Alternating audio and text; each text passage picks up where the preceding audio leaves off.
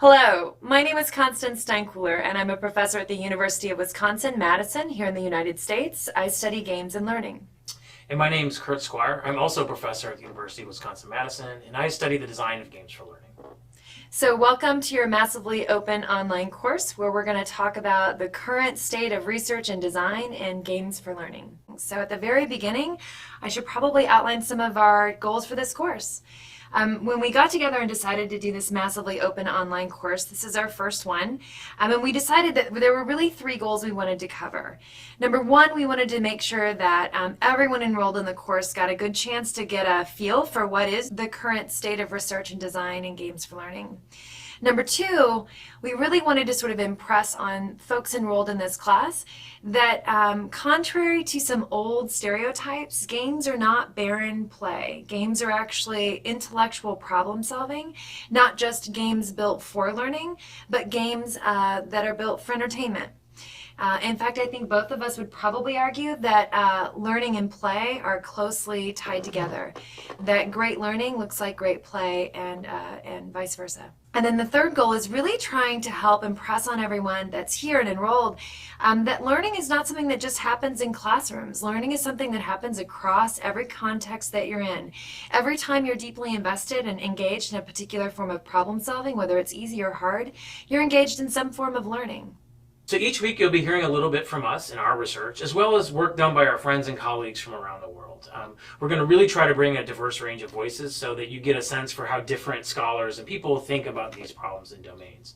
Now, one consistent through line is we're also going to have some videos, some design principles from James Paul G. He's a really good friend of ours and a mentor, and has developed these learning principles behind games that have been really foundational in the field, and we've created some short videos and animations to go with them that hopefully drive these principles home and make them easier to digest and understand. We have readings for those who want to go deep, infographics for those who don't have the time or don't care to, and then some activities that we hope that you'll actually participate in. Many of our activities are kind of a crowdsourcing research task. Yeah, we're trying to leverage the fact that we have tens of thousands of people from around the world enrolled, and we've been trying to come up with some activities that can use your experiences as data and as learning context for one another. Each week, again, we'll be doing one of these curation videos. We're trying to keep them a little bit live so that we're recording right before that week of content opens so we can report out on any findings that we make with the crowdsourcing activities that you guys engage in. As a researcher, getting 30,000 people to weigh in on various topics is unprecedented. This is a form of research that we've never been able to do before. So we hope that you'll engage with us and help us sort of answer some really interesting questions in the field.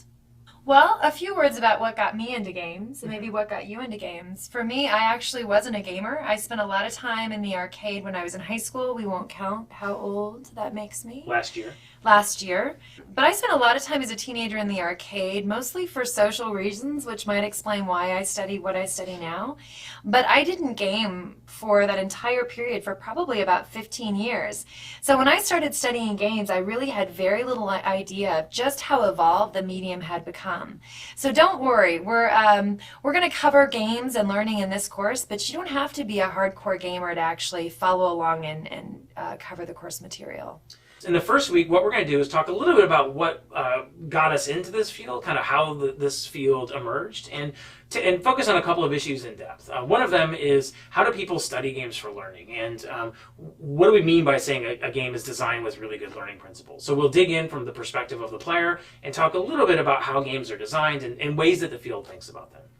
Absolutely. You know, part of what I'll be talking about this first week is about how games give this really interesting sort of nested, really well-defined sort of classic problems nested inside these sort of messy socio-cultural problems. And we'll try to bring some of our gaming experiences too. So I'm playing a lot of Minecraft right now with my 6-year-old, and it's been a lot of fun playing collaboratively. I've kind of finally gotten into Minecraft, and we'll try to bring some of the things that are happening in our lives. He means our 6-year-old. No. Kurt and I are married. We have a 3 and a 6-year-old. So right now the kinds of games I'm playing are very different than what I originally used to play. I cut my teeth on massively multiplayer online games.